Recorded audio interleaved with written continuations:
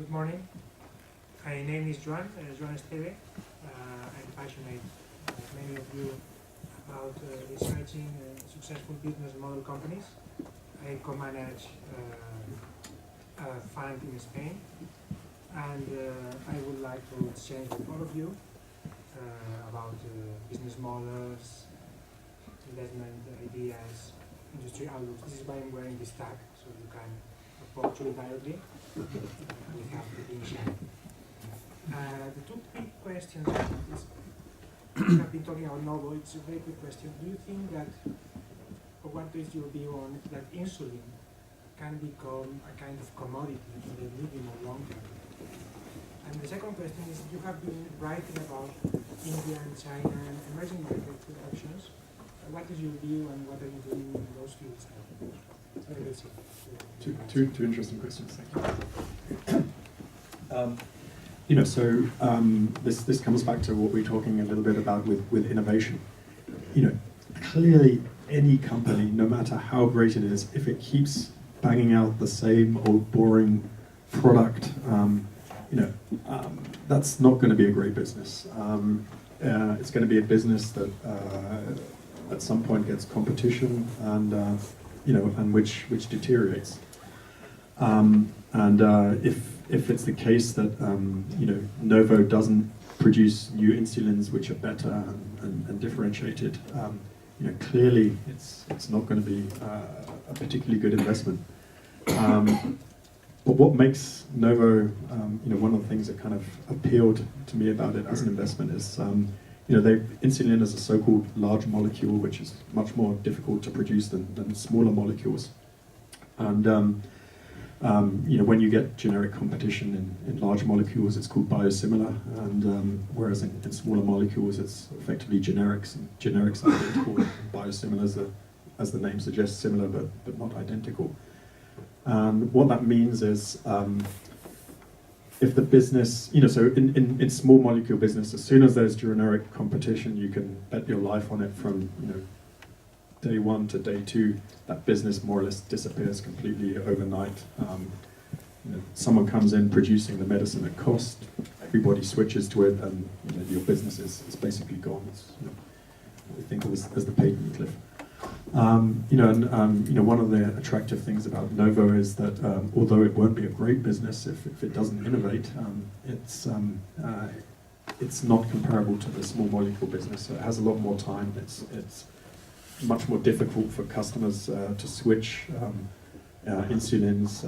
It involves kind of going to the doctor, getting a new prescription, slowly titrating the new insulin to blood, potentially, because you're not used to the new insulin, having difficulties with it, which could involve hypos and hospitalization, which creates costs for the system and annoyance for the insured person. And so it's a much stickier business and a much more kind of forgiving business of a failure to innovate than, for example, a small molecule business.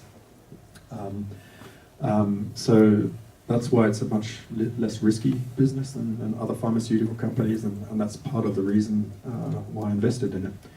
But let me be completely clear. I mean, for it to be a good investment and a good business, it needs to innovate in insulin. It needs to make better insulins, and I strongly believe that that's the case, and it will continue to be a great business. But that's really the sole thing I'm looking at, not one thing. It's the sole thing.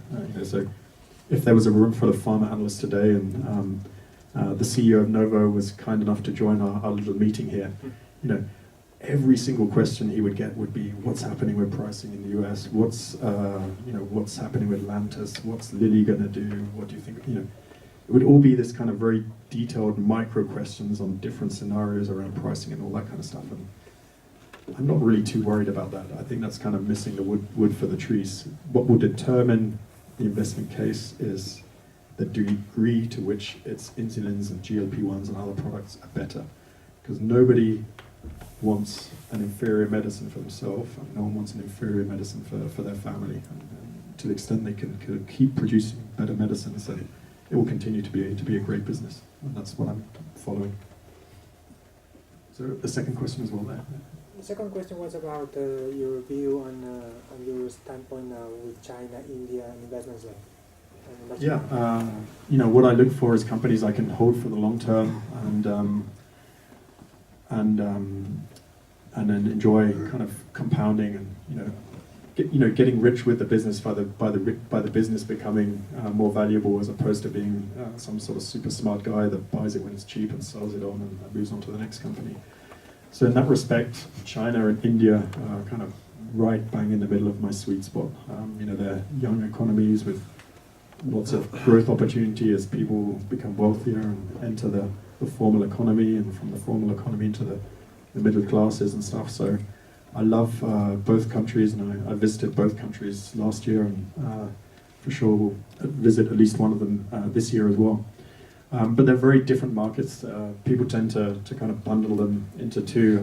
I can't think of two countries more different than India and China. It's amazing. The one is kind of chaotic and democratic and energetic, and houses and makeshift houses all over the place. The one is the other is a sort of a nominally at least communist. It's a dictatorship, or rather, there's no democracy there, and everybody lives in these very organized high-rise buildings with great infrastructure and all that kind of stuff. So, two very different markets, but both two very appealing markets. What I love about India is the breadth of businesses. Indians have a very close affinity to kind of Anglo-Saxon culture. A lot of the CEOs I meet are fans of Berkshire Hathaway and really viscerally kind of get the type of things that are important to us. And then China's a kind of a different situation. I think most of the market for me is not really investable. It's quite difficult to list your company on the stock exchange there. The ones that do get on tend to be these sort of former government-owned businesses, which isn't really what I'm looking for. I like sort of owner-run businesses with passion and culture, and not kind of civil servants.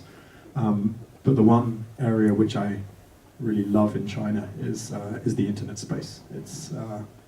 It's fantastic in terms of the rate it's growing, the passion of the people. I think there's a lot of honest and well-intentioned entrepreneurs there, because the opportunity to get rich by growing the business is just so enormous. It would be insanity to kind of risk that by kind of stealing money from the company or doing any kind of dodgy stuff. So I think that's been a sweet spot for business owner, and will continue to be. So that's kind of how I think about the opportunity set in those two countries, and they both offer very different but very attractive opportunities. Like I mentioned in my letter as well, I think even if you're a little bit skeptical about China and think perhaps correctly, you don't speak the language, you don't really want to invest there, I would still take a close look at it, because they're kind of building the future faster than we are in the West. So if you want to kind of know the route some of our kind of internet services are going to take, I think you can do a lot worse than look at what's happening in China.